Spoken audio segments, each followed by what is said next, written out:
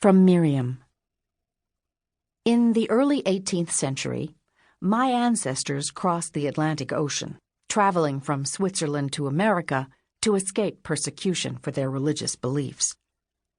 As an Old Order Amish woman, I call myself the plain part of plain wisdom.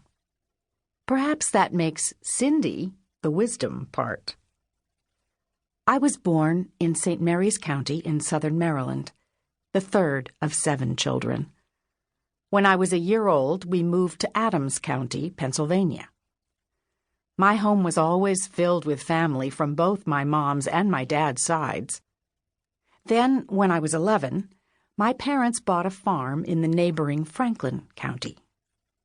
Today, my husband and I live on the farm where he grew up, which is within walking distance of my parents' place.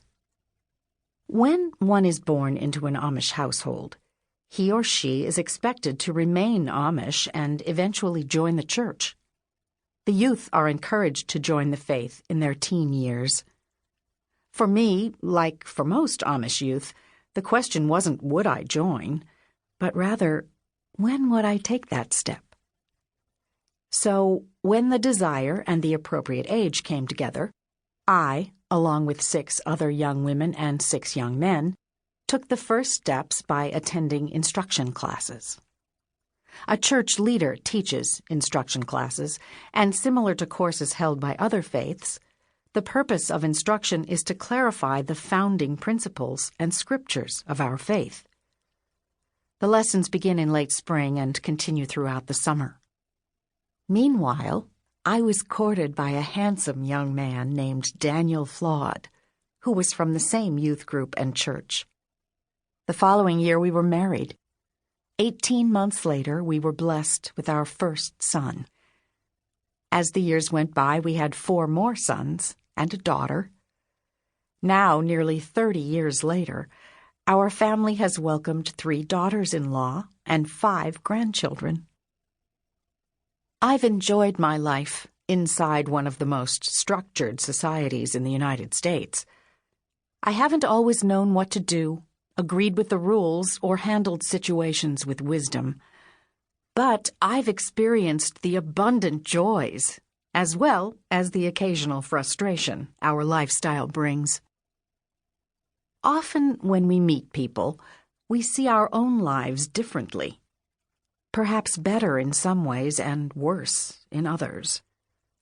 Sometimes we choose to stay inside our familiar circles so we can avoid the discomforts that are a part of building new friendships. Cindy's world was so very different than mine. Sophisticated, filled with technology, and by my plain standards, it was worldly. I invite you to come along as I prepared to welcome her into my home. From Cindy. Some of you know me as the author of fiction books with Amish settings and characters. But like Miriam, my family roots trace back to Europe, specifically to Scotland, and my ancestors landed in America in the mid-1700s. I was born in Washington, D.C., the youngest child in a family of 4.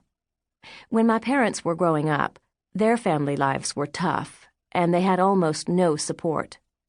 But when they married in their teenage years, they were determined to beat the odds and make a success out of their lives. My family moved frequently when I was growing up. My dad would buy an old home in need of repair, and he and Mom would fix it up while living in it.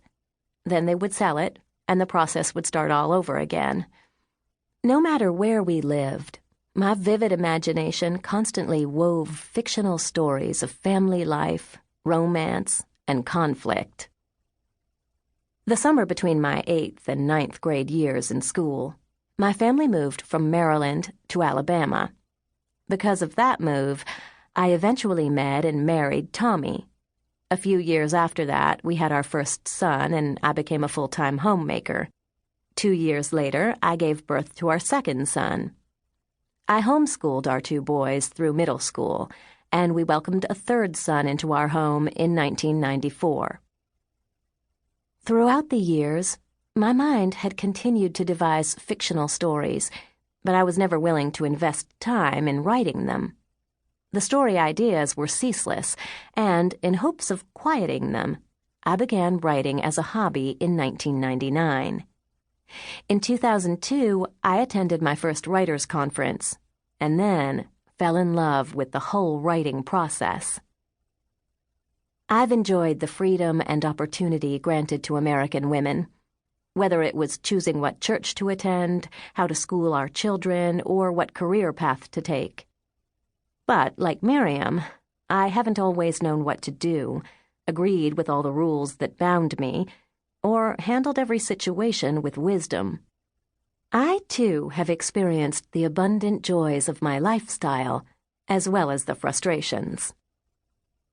One of the great blessings in my life is having been invited into Miriam's home and into her life. Neither of us could have imagined what that initial visit would lead to as I anxiously went from my world into hers. Come, travel with me as I entered her world for the first time.